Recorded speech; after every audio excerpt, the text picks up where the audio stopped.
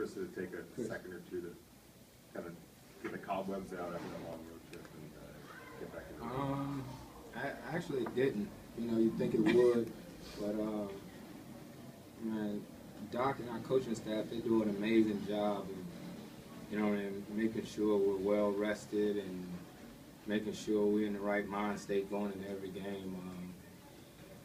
We got back late, gave us a day off. We met the day before the game, and we talked about it before the game that we couldn't have any excuses. You know, at the end of the day, it's another game on the schedule, and we got to go out and play. Chris, can you talk about what you guys were doing defensively during that second quarter, during that 19-0 run? What you guys did a little defensively to shut them down? I don't even remember right now. It's such a blur. But it was our second unit. You know, that unit came in and really went on a run. And then we started getting some deflections. DJ and Blake were huge tonight. And Tony is a handful and trying to stop him in the pick and roll and stuff like that. And they were there for me all night, cutting him off and just trying to keep him out of the lane. Just beating this team and understanding they're sort of the standard defending champions in the Western Conference. What does that do right now for the psyche of this team? It's a good win for us, but we'll look at the film and we got to get past it. You know what I mean? This wasn't the championship or anything like that, but another good win for us coming off the road trip. Now we got a New Orleans team coming in Wednesday that we got to be ready for. Chris, it seems like Blake is really being aggressive down low and finishing through at the free throw line. Are you impressed by what you're seeing? Yeah, man, it's been fun to watch, and it's my job to keep feeding him.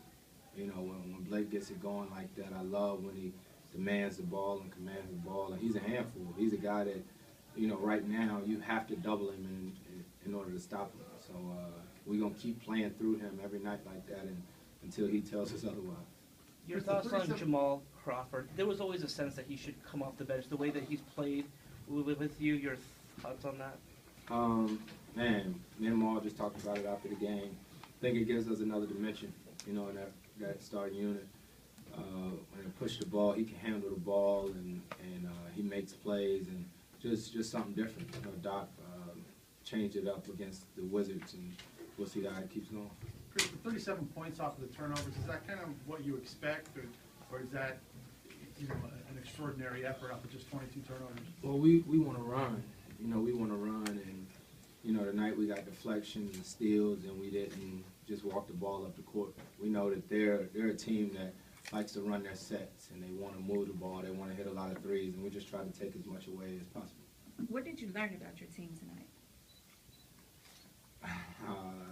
I don't know, that we could win a game after a long road trip. You know, I'm not reading too much into it. I tell you, one thing about this league is it's all about consistency, and we really haven't put games together like that on the street. We've done this before on certain nights, so we do this for a while, and then I think I'll be a little bit.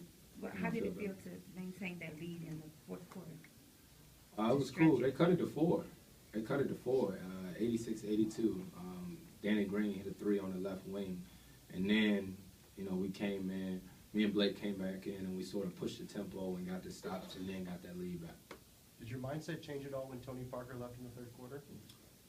No, because that's the thing about San Antonio is that they have a system, and no matter who's on the floor. Obviously, Tony is unbelievably dynamic, and it's different guarding him than it is Patty Mills, but you see, they cut it to 86-82. They're always going to play in their system, and they're always going to play the right way. What does Steven Jackson add to the mix? Jack just, he adds some veteran leadership, some tenacity, and just, you know, it's crazy. I keep looking at Jack out there on the court, and he was at home just a week ago. You know, he comes out there. He doesn't use excuses like, I'm tired. He didn't have a training camp. He didn't have anything.